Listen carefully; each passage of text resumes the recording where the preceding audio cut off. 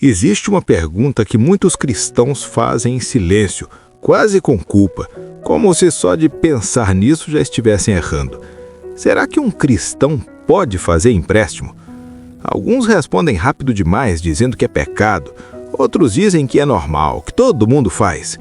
Mas a verdade é que a Bíblia não trata o assunto de forma rasa, nem simplista. E hoje eu quero te convidar a enxergar esse tema de um jeito que quase ninguém explica. Um jeito mais profundo, mais honesto e, principalmente, mais bíblico. Porque o problema quase nunca é o empréstimo em si, mas o coração que está por trás da decisão.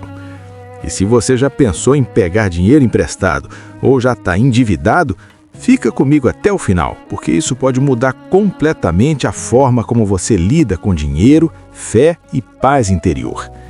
Se esse tema já falou com você de alguma forma, deixa um like agora.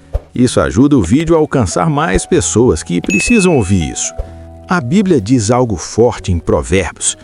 O rico domina sobre o pobre. Quem toma emprestado é escravo de quem empresta. Essa frase assusta muita gente, e com razão, mas ela não foi escrita para gerar medo, e sim consciência. Deus não está dizendo que todo empréstimo transforma alguém automaticamente em escravo. Ele está revelando uma dinâmica espiritual e prática. Dívida sempre cria dependência, sempre cria pressão, sempre cria uma voz externa que passa a mandar em parte da sua vida. E é por isso que o primeiro ponto que quase ninguém fala é este. Um cristão não deve perguntar primeiro, posso fazer o empréstimo? Mas sim, por que eu quero fazer esse empréstimo? Parece detalhe, mas muda tudo. Há uma diferença enorme entre empréstimo por necessidade e empréstimo por impulso.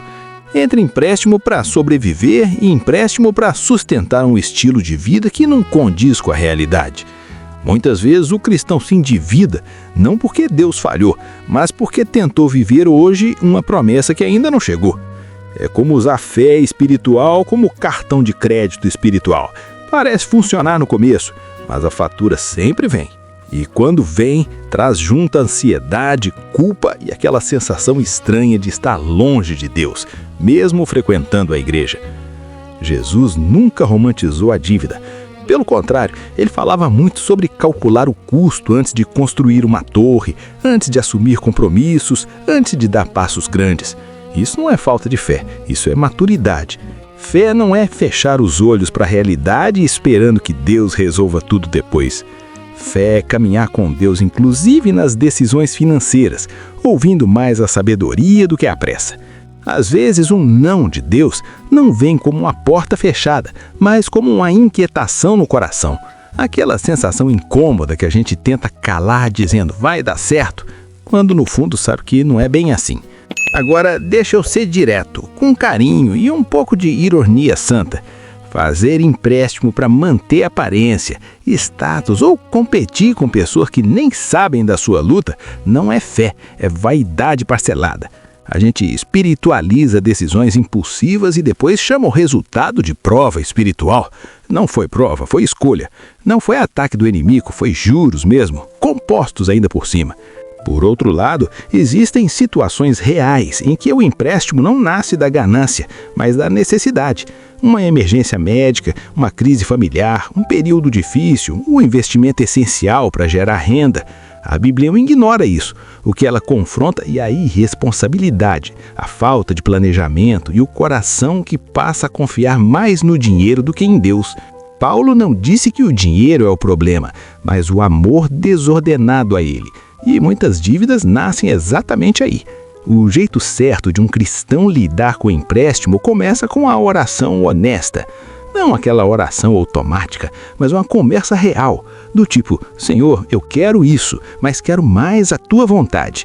E aqui entra um teste de maturidade espiritual. Se Deus disser espera, você consegue esperar? Ou você só ora esperando ouvir um sim?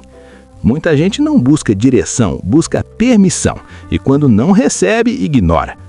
Depois da oração vem algo pouco espiritualizado, mas extremamente bíblico: planejamento. Sentar, fazer conta, olhar números sem romantizar, saber exatamente quanto pode pagar, por quanto tempo e o que vai precisar abrir mão.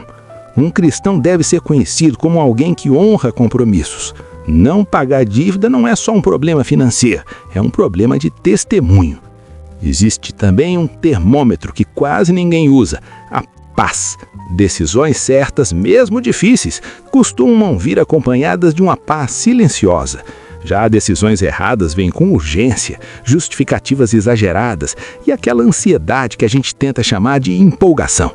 Deus não guia seus filhos pela pressa, mas pela paz. Muitas vezes Deus permite a escassez não para punir, mas para ensinar. Nem toda falta é ataque espiritual, às vezes é treinamento. Um empréstimo fora do tempo certo pode aliviar hoje e aprisionar amanhã. Por isso, maturidade cristã não é fugir da dificuldade a qualquer custo, mas perguntar o que eu posso aprender aqui. Pode soar estranho no mundo que resolve tudo no crédito, mas é sabedoria que gera liberdade. Isso não significa esperar milagres sem responsabilidade. Significa alinhar fé com atitudes, trabalhar, ajustar o padrão de vida, cortar excessos, pedir ajuda quando necessário.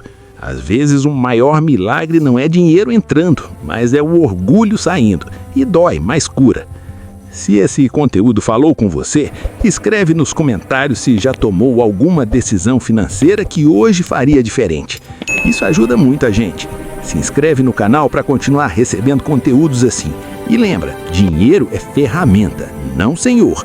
Um cristão financeiramente livre não é o que tem mais, é o que dorme em paz sabendo que suas escolhas aproximam e não afastam ele de Deus.